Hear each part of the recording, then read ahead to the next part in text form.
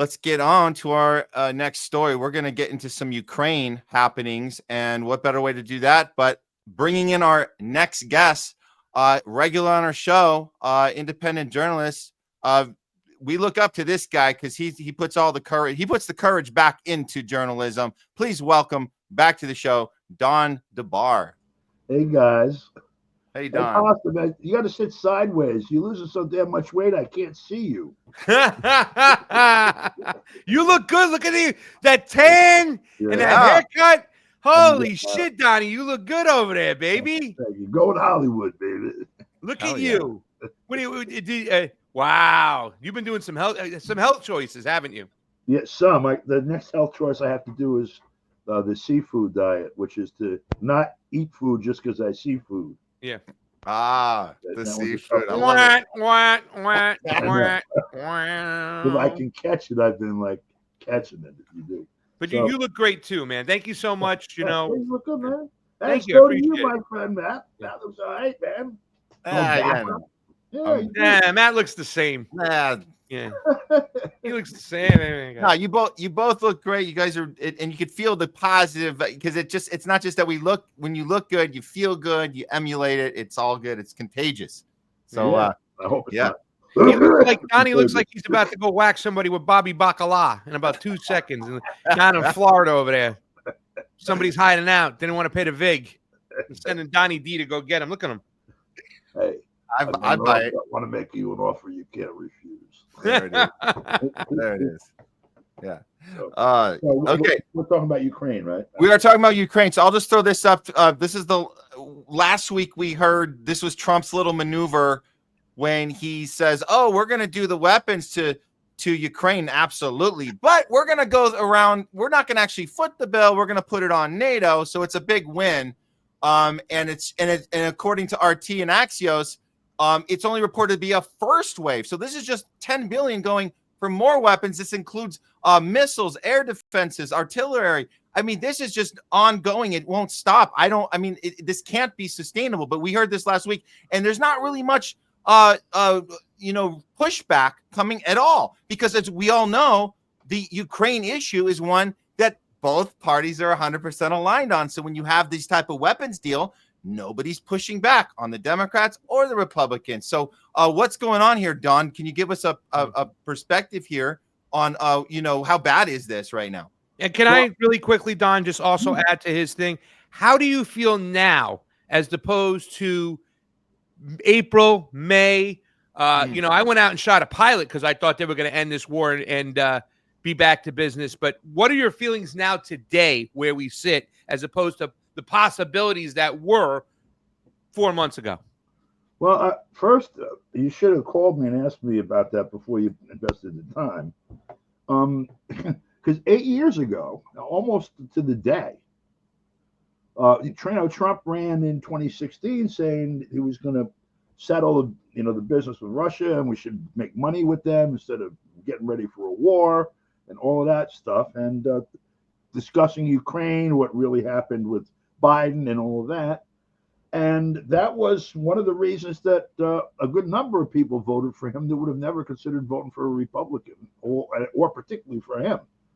And yet what happened was in mid-July, I think it was July 16th, if I'm right, somewhere around mid-July of 2017, the House of Representatives voted almost unanimously to slap sanctions on Russia, not just more sanctions on Russia. Trump was talking about, the same way he's doing now. Well, the president has vast powers. I can lift some of those sanctions, and it gives me leverage for negotiating and yada, yada. He was trying to move towards that against basically the establishment of both parties and whoever really owns them. And so the move was that they almost unanimously, after the New York Times is calling him Putin's puppet, and like Charles Blow, I think, was actually calling for him to be charged and convicted of treason, which carries a death penalty. So they voted almost unanimously. It was you got 435 members of the House and 100 members of the Senate, so 535. Out of that, something like 517 voted to impose additional sanctions on Russia And by the way, on North Korea, he had gone from, here's my button, it's bigger than yours, I'm going to blow you up, to, hey, I could make some deals with this guy. And on Iran, who suddenly seeing what had happened with North Korea thought, oh, wow, all that stuff he was talking before is just a prelude. He's going to do what Nixon could go to China and make some deals. There were some hopeful moments there that got completely usurped by the Congress because Trump now, A, was going to be overridden if he vetoed it, and so it was going to become law, and B, had to either take that as an additional 24/7. Trump sat in front of me in kindergarten and used to pass gas. Trump dated my sister's dog. All the 24/7 that has been going on since he announced he was running. Now, I don't give a good gosh, golly gee willikers about him. He's a slime ball like the rest of them. That's the nature of the beast. But in terms of looking at what are we seeing with output with respect to U.S. policy towards Russia, despite what this one or that one said they were going to do, you have to consider the mechanical operation of the thing we're looking at, which is the U.S. government and the making of foreign policy for the U.S. government. And the raising of these questions by Trump, which has been a novelty since maybe Gerald Ford, really Richard Nixon, because even Carter started the Cold War back up. Raising of these questions is a novelty. And whether he did it to succor us, quote unquote, in a dance with somebody else, doesn't matter. What we're looking at is an environment where somebody decided they had to do that. What exactly has changed? What does it mean in terms of our being able to actually achieve? We actually want the policy of peaceful relations with everybody. And if we're going to have it, we're going to have to be the actors. If it's Trump that's going to be the agent of doing it and he wishes to do it, he needs to know that he's surrounded with support for doing this. And if it's going to be Trump forced to do it or forced out for somebody else to do it, then we have to know who's that somebody, what leash do we have on them, how do we get from here to there? This discussion about it as if we're talking about great men of history kind of thing, this powerful player or that powerful player, this one's full of shit, that one's not, maybe today that one is. It's all that's the shit show over there. The policy gets made, okay, it does get made. There's a way that it gets made, and there's a way that people, insurgents, challenge the policy, whether it's visible to us or not, because it does change from time to time, but it hasn't changed with respect to the U.S. having a dominant role since in the world, the dominant role in the world since at least World War II. And every time that there's been an acceptance by some in power to, well, we don't really have to run everything. Maybe we can, partner with some people on this or that, like JFK at American University in June of 1963. Then bad things happened to them.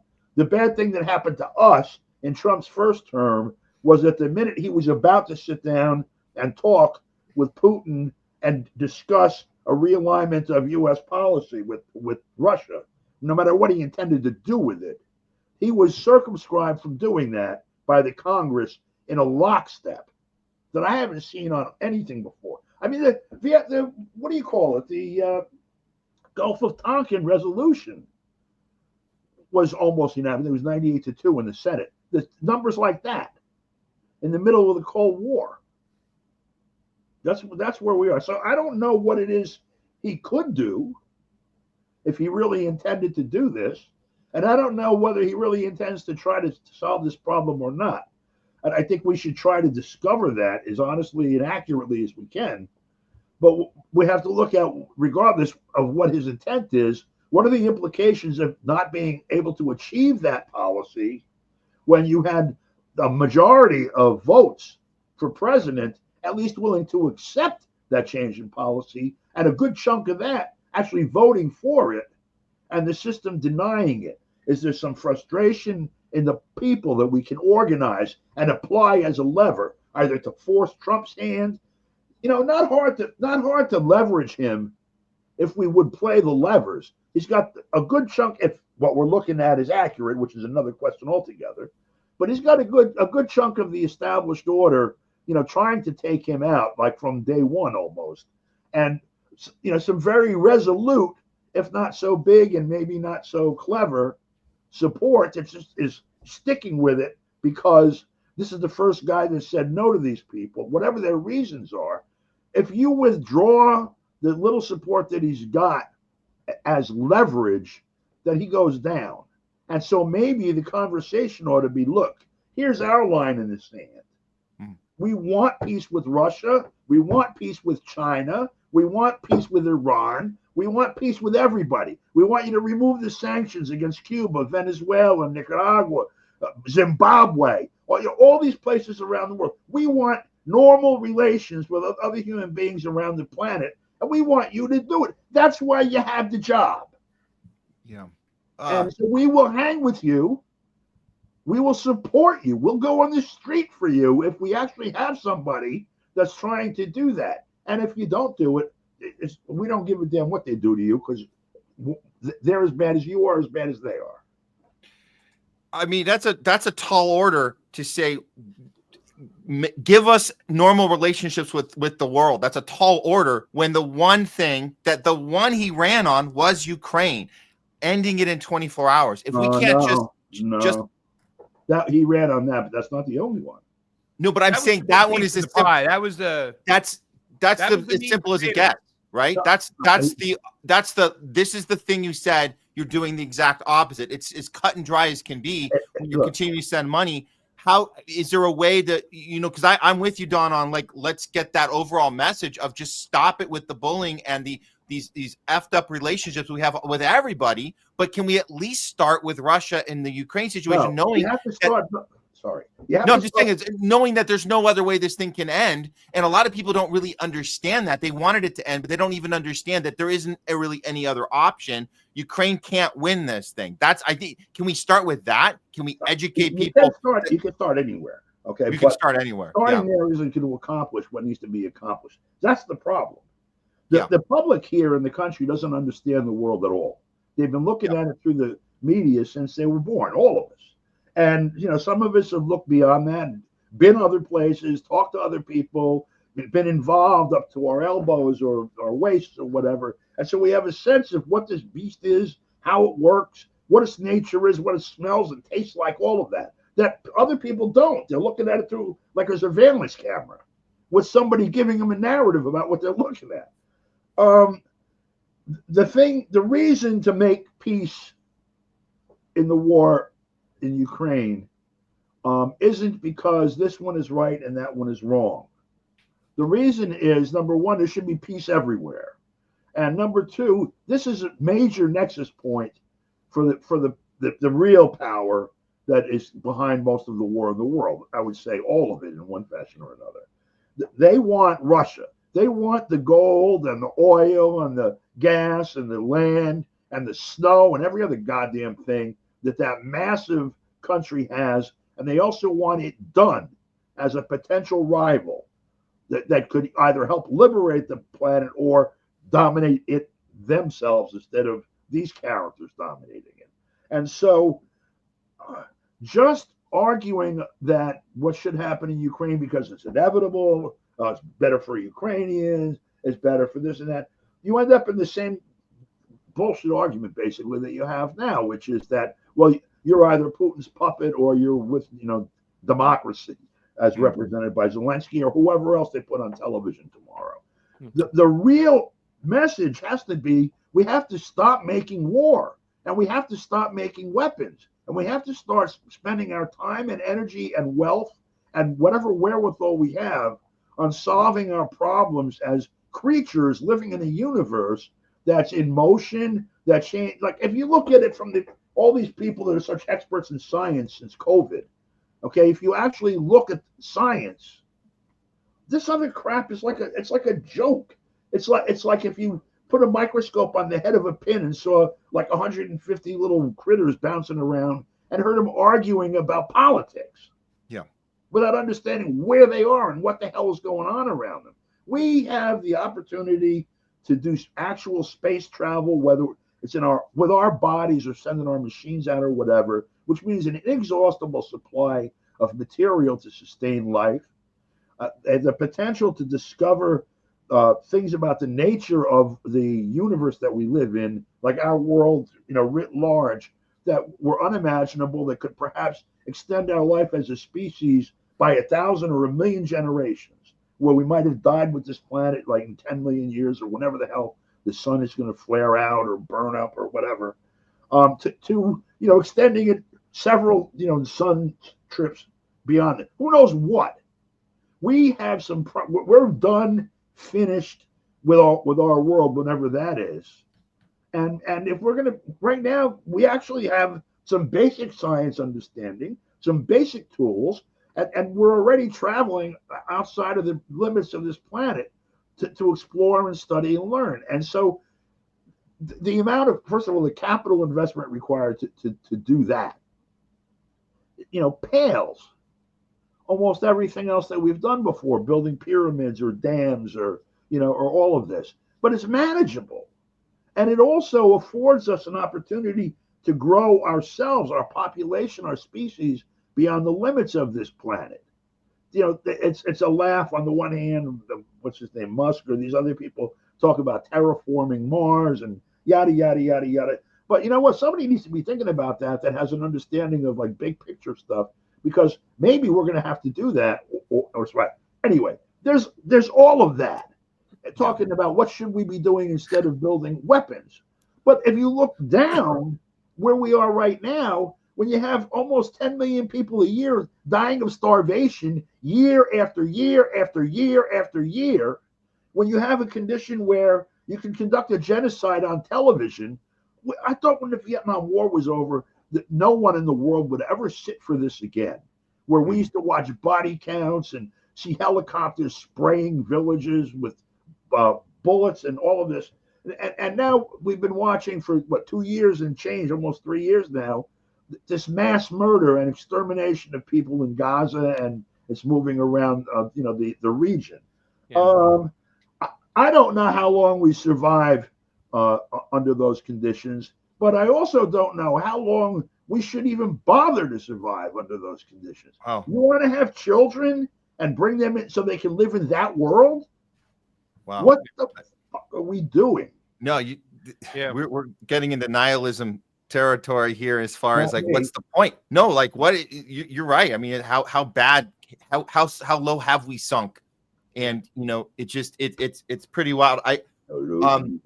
Craig, do you want to piggyback off that, or I wanted to play? Yeah, I wanted to just really piggyback off there, because I do really know what Don's saying as far as the discourse and the conversations that weren't there that are now here. That's very, very valuable. And I'm not worried so much, nor do I think it's just dangerous that people are still sticking with Trump despite everything. You know what I'm saying? Despite all the woes, besides the disaster, the Epstein situation for his base really hit hard. I don't know why it took kids, being trafficked and not kids from Gaza for them to say no more. He was the peace president. But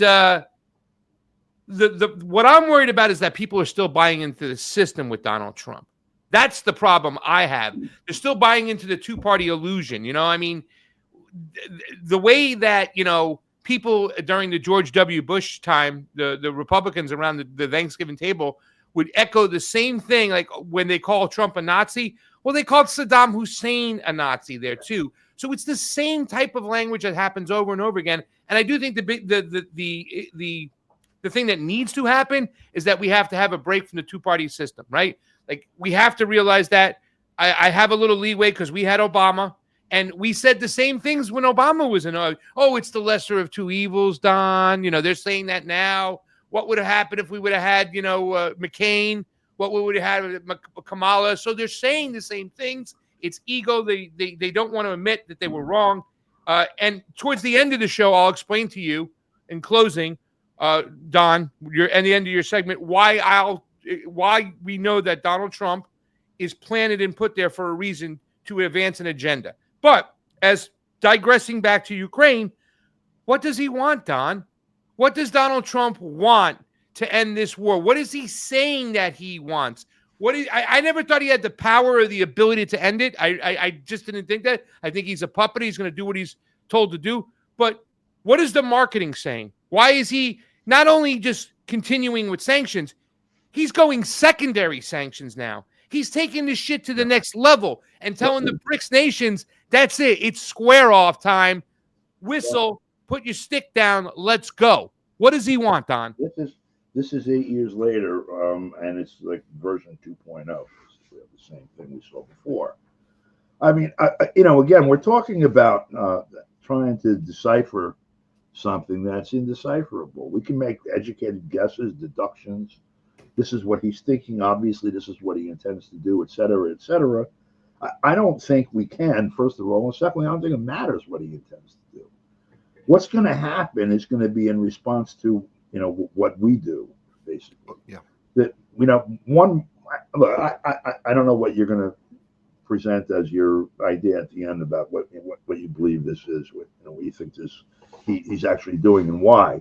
I can think of a number of scenarios. Okay, one scenario is that with him, of course, as a puppet or whatever, as an actor, as a face, is that the outcome of the things that are in motion right now, including war with Russia, depending on how that goes, is uncertain to the people who make policy, and so they're trying to allow themselves basically different faces to represent different tracks that they might have to follow. Because you can't disrupt the narrative in such a way that narratives lose their power. So you had all the crap that we heard before about Russia and Putin, and then the crap about Ukraine, and the crap about NATO and everything about it being invulnerable and all this kind of shit. And now we see what happens. And so now either somebody here, there, wherever the hell whatever hole they're in making policy, is going to have to decide, well, are we going to do like a full-scale war? Are we going to do maybe a slight nuclear exchange? Are we going to just, back off that track entirely and see if we can get Russia to partner with us against China? I mean, there's all these different things that are possibilities for the elite here to handle the next phase. And so, they're keeping their options open, and he's the face of one of the options or the circle around you. You have these constituencies that exist on the ground, and they're owned in a way by some of these candidates. I mean, it's an interesting relationship, but, there's the MAGA people, Trumpers, whatever, the idea that suddenly they're abandoning him over this or that or whatever, it's just been played ever since 2016. They've been playing it. Yeah. Just because you have, this particular guy, blogger or whatever, suddenly is dogging Trump because of Epstein, and that was a major thing that's not how things work. I'm looking at they're playing it today. All right, Trump they thrust with Epstein. He parries with, here, I'm releasing all this shit about Martin Luther King that people have been begging to be released since 1968. What happens? Well, the first thing is the first volley back from the media, wondering how much of history we know and how well they can clamp down. Somebody can clamp down on whoever's making any decisions. Is that, actually, all that stuff is embarrassing to the family, and the family never wanted that stuff released. I saw that today, and they were talking about Martin Luther King III and Bernice, I think, King, are the two surviving kids. So I saw that right away, and so that is, in other words, so Trump is like, okay, well, I didn't release Epstein, and Epstein's bullshit. King they murdered, and I'm releasing this stuff, and people who should say, good, let's pour through these 200,000 pages or whatever and see what we can find. So what did William Pepper, all these other people that they were trying to get this thing, and instead they're saying he's dissing the family because it's all stories about Martin Luther King having sex or whatever. And so, unfortunately for them, I mean, I saw it on Reuters, AP. That was the spin. I knew Yolanda King. Okay, I met her twice, and she, by the way, was aggressive about trying to get to the bottom of the murder of her father. She was, key, instrumental in the thing that William Pepper, you familiar with Dr. William Pepper's work?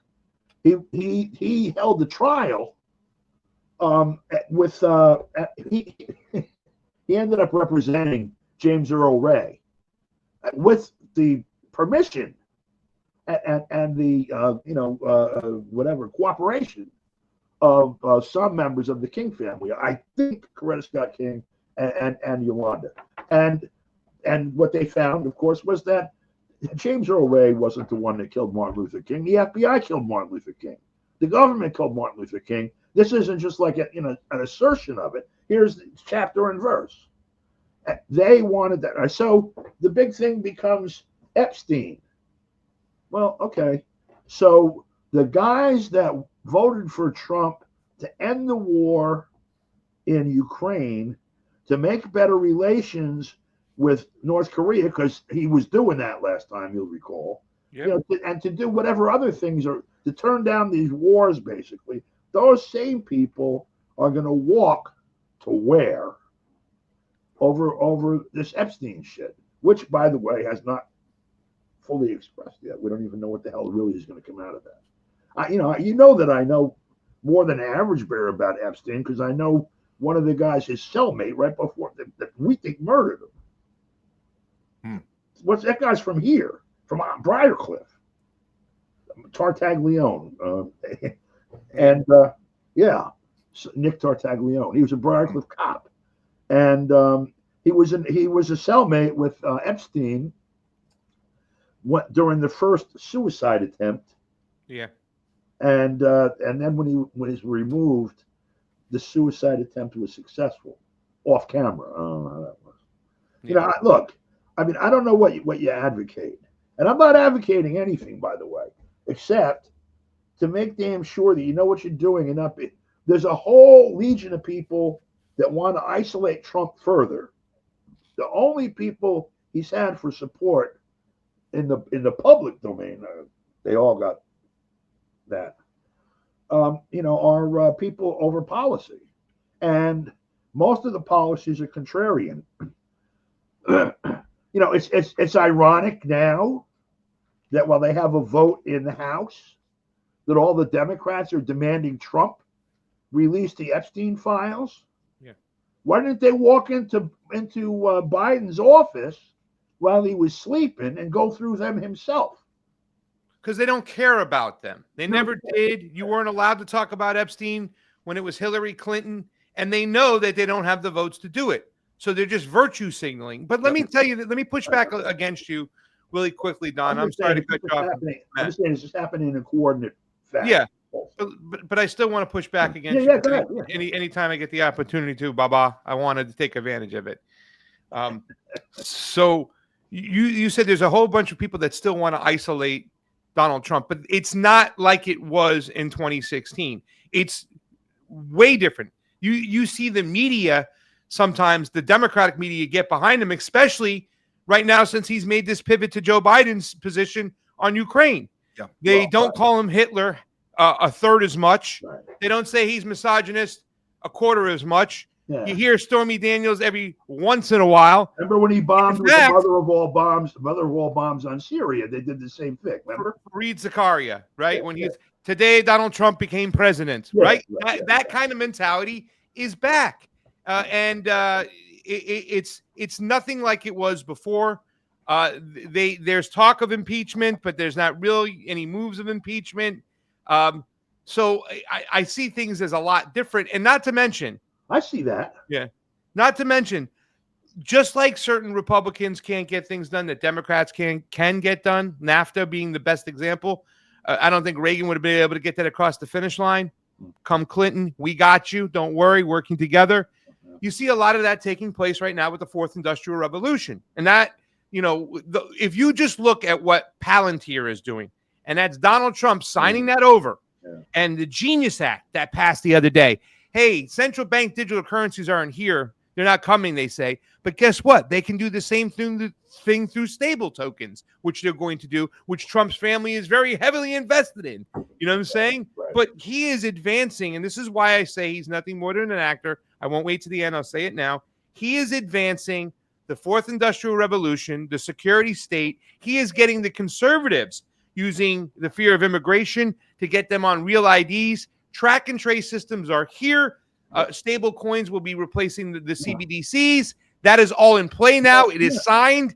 This is what he is doing. Larry Ellison, he is advancing the areas in which the Democrats could not. He was put there on purpose, and I believe he never intended on ending, nor did he have the ability or the power, ending the Ukraine war. So that's just my skinny on the whole situation. I'm with you on all of it, and I'm uncertain about the last thing. And so I don't know what his intentions are. As I said, I don't think it matters. I think what matters is, where are the things at, in a material sense. What does it mean for us in trying to accomplish, to try to achieve an end to that war?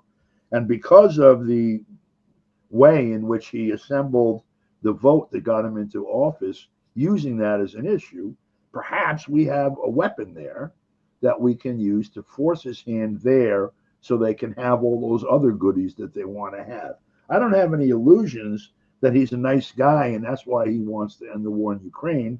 I just have a sense that although these other things that you're talking about, Palantir and Fourth Industrial Revolution and all that stuff, that the horror of a world that would be constructed under those conditions, if half of that shit is true, is much better than the world that will be deconstructed if that war in Ukraine gets out of hand. And if you look even at RT today, there's a real possibility that could happen in hours or days.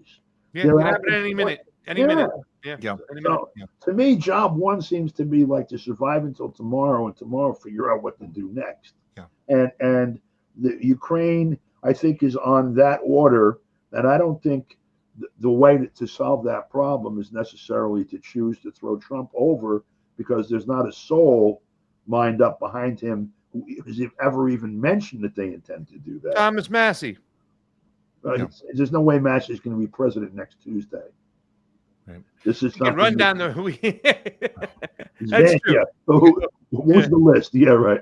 Hey guys, I want you all to come to a party in Washington D.C. next Tuesday, except Massey. You stay home. You see, Trump went after Massey hardcore too. So. Yeah. Uninvited. All right, so let's circle back to Ukraine here, because all these things, look, how we got here, what Trump's intention was, what it isn't.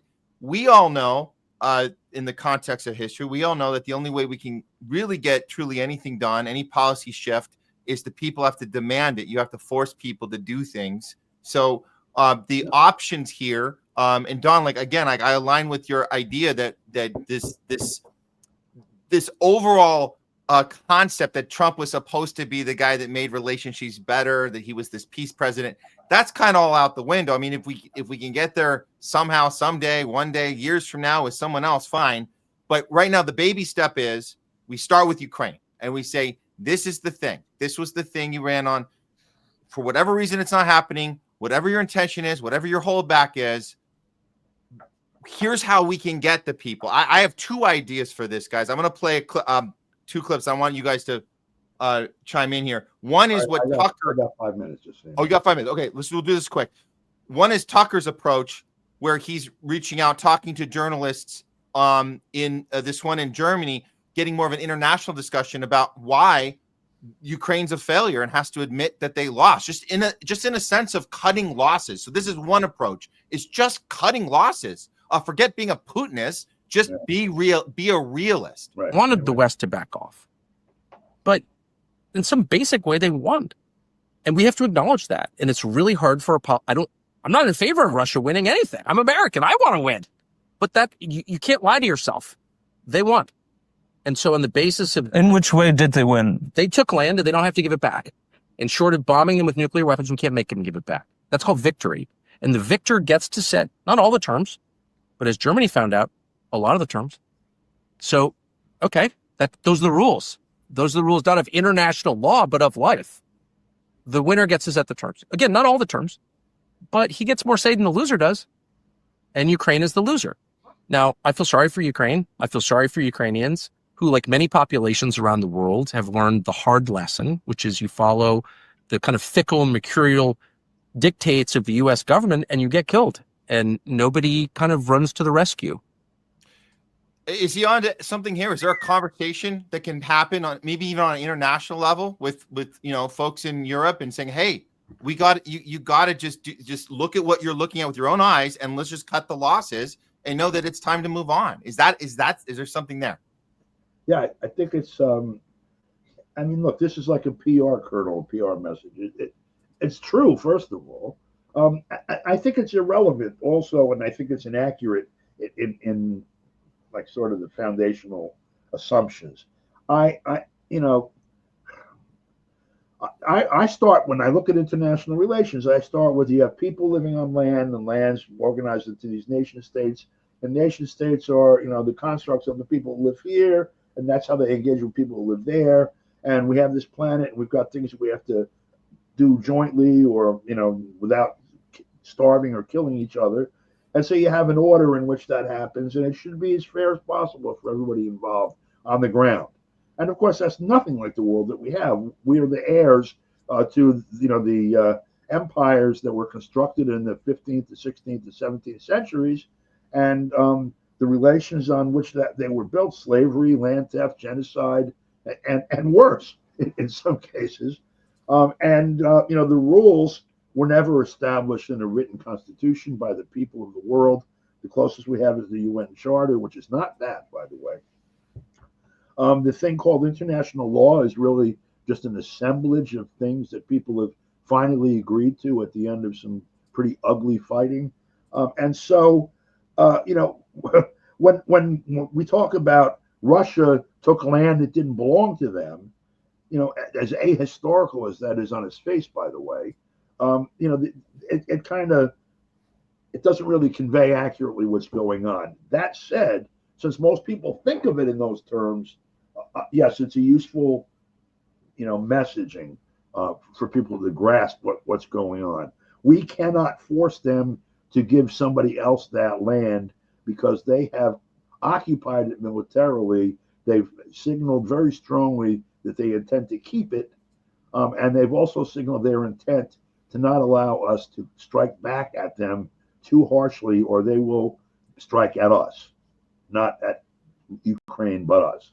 I think that's a realistic assessment of the situation that people can comprehend. I don't think there's a lot of politicians here who are above negating that message in favor of rah-rah bullshit that they think will get him 8 more votes and a couple of $100,000 more from Grumman or whatever. So I think it's a scary moment on that account, but I think that what Tucker is doing is useful to the effort to not have the war continue. Okay, we might be onto something here. Do you anything else with Craig on that? Because I know Don has to get out of here. Don's got to get out of here. Don, I just look forward to seeing you again, getting my health in order so I can come have meatballs and Chianti with you in New York, brother. Yeah, get your butt up here, man. I will. I'm getting healthy. I'm trying to get back in there and come visit you. I miss you. And say hi to the lady for me, please. I will, although right now she is in Rhode Island. Nice. Love you, buddy. Love you too. That's it. Awesome. What was the other clip? Oh, you want it? Okay. Yeah, this was. How long is it? It's just it's a minute. Let's take a quick look. Okay, so the idea here is to connect the thing that's happening now, which is the Republicans getting angry about Russiagate again and going after Obama, connect the dots back to Ukraine in 2016 after Trump won the election. Here is Lindsey Graham and John McCain telling you that we're going to be the aggressor. This entire thing was rigged from the beginning. Now would be the time to double down on this. We're going to go back and tell our colleagues what Russia's up to in the Baltics, what they're doing in the Ukraine. We're going to get briefed about Georgia. We hope to make 2017 a year of offense. We believe that Putin has hacked into our elections in America, that he's trying to undermine democracy all over the world, and it's time for new sanctions to hit him hard as an individual, his energy sector, his banking sector. It is time to push back against Putin, but be a better friend to our allies over here, including Georgia. This is a very important. Okay, so Democrat up there too. So this is this one single opportunity that I may never have again to say on television. I hope the audience, whatever. Lindsey Graham is a useless piece of shit. He is not worth a damn. He is the most opportunistic, self-interested, stupid, greedy piece of shit that I've ever seen occupy a suit. I wanted to be able to actually express that because but he dictates more policy in Ukraine than the president of the United States. Well, That's how it shows you how weak Donald Trump is. Well, how weak even the office of the presidency is, because somebody actually, it ain't him making that policy. Okay, Who? It's not Graham and it's not McCain making that policy. Yeah, but once again, his policy are the ones that are going through, and Donald Trump, by law, could just pull the chain. Don, by law, he can cut the funding, and 2 weeks that war is over. He can do it in Gaza, and he can do it in Israel, and in 3 days it's over. Well, no, but he can issue an executive order cutting the funding. Yes. But that doesn't mean that the funding will be cut. We're seeing that now, all over the government. There's things that not just courts. They went in court and say, well, we don't have to do. Look at what's going on with the broadcast board of governors or whatever the frig they call it now. The funding for NPR and all those. That was in the bill. Yeah. This money I'm not going to appropriate any more of it. I'm going to leave it in the bank. And no, you can't do that. You go to court. Yes, you can. In fact, you don't have to give them anything. Well, they do it anyway. No. Okay, that's a good point. But he's not. He's putting more money. We opened the segment with the 10 billion more in weapons. I'm just asking is this an opportunity to connect the dots with the Russiagate, because you have Tulsi and you have Trump doubling down right now on we have to get what's that? Pasta pointed out, and Klobuchar too. Yeah. So the point is, and you have Klobuchar, you got all of them using a Russia hoax that was enabled by Hillary and Obama. So Trump is being vocal about that now. Tulsi's being vocal about that now. We're talking about putting charges against Obama for this right now. So you have to connect the dots. The base has to remind Trump, this is why this war in Ukraine was BS from the beginning. The whole thing was based on creating a Russiagate narrative to get us to stop Putin from taking over the world. That was the point. So it all comes back to that. Wasn't that McCain and an asshole clip from 2014 or 2013? No, 2017. That was right after the election. 2016, right? You said looking forward to 2017. Right? It was at the end of 2016, right after Donald Trump beat Hillary Clinton. Because they were up there then, too. Even before the coup in 2014 and 2013. Those two. Right. And that shithead from Connecticut, Richard Blumenthal, was there also. Right. It didn't start in 2016. Nick Blumenthal. And don't forget about Senator Murphy. And Murphy too. That's right. And then 2 years ago, Elizabeth Warren went over there with them. Yeah, they're all on it. They're all on the whole. That's why so many Republicans. We talked about in this beginning. So many Republicans stayed silent on Russiagate because they knew it would kind of neuter Donald Trump from trying to build any relationships if he wanted to with Vladimir Putin. So they let it go. Yeah. Think about the size of Russia as a geographic. 11 time zones. Okay, and how undeveloped 90% of it is, because the entire population is in a dozen cities, basically, spread across that huge thing. They don't have the suburban sprawl like we have there. It's different. It's much different and much more concentrated. There's huge expanses of land nobody's ever really touched. And that is a reserve. It's like a bank account. If you think of all of the reserves under all of the pieces of land in the world, it's one of the largest bank accounts on the planet. They want it. Yeah. They always will try to balkanize it no matter what. Yeah. That's going to be their job one. Try to balkanize it no matter what. And the other problem being, since that's there, there's always a possibility somebody's going to grab that and use it against them. And they got to neutralize that too. Yeah. It's the possible throne for a new king to rise from. They don't want to see that. So I got to roll. Thank you guys. Don, we love you. Take care. Thank you so much. Both of you guys. Okay. Are you still doing interviews? I mean, I know you're not. Are you not doing the radio spot anymore in KPFK? Are you? No, not since they canned me right after the election. Yeah, I know. The Tony Montero video they didn't like. Well, two of them. I interviewed Tony a couple days before the election, and he referred to the MAGA voters as a bloc, as a movement. Yeah. And so the guy who was the interim program director there, no, the interim station manager there, Yeah. who I won't name, was furious. He was very dismissive as he condemned me for trying to portray Trump in anything but the most negative light. That was, I think, how he put it. That the idea that my guest Montero, he's talking about Tony Montero, that was this somehow was a movement. I forget what word he used, pathetic or infantile or some really insulting word. Yeah. So I haggled with him about getting that piece on the air, and it finally went on. And then that was on Monday, it went on the air. I'd done it the Friday before Election Day. And then after the returns came in on Election Day, on Wednesday, I did my piece. And when I sent it into the studio, the caption in my email was, "Is it a movement yet?" And you pissed him off. Well, you don't have to mention his name, but let me say this. Me and Matt actually met him at Jeremy's movie premiere, and he was cool. And then we saw him again. I saw him again at a Palestinian protest wearing a mask on outside, handing out literature promoting love and the connections between the LGBT community and the Palestinians. So that can just tell you about where we're at when they silence true leftists out there who anti-imperialist leftists. Right. And yet he's been the interim manager there for years now. So he's gone. Oh no, he's gone. Yeah, you're talking. We're talking about two different ones. Yeah, he went shortly after me, actually. Well, he's the one who gave you shit, right? Yeah. So we're talking about the same guy. Yeah, whatever. All right, get out of here. All right, take care, guys.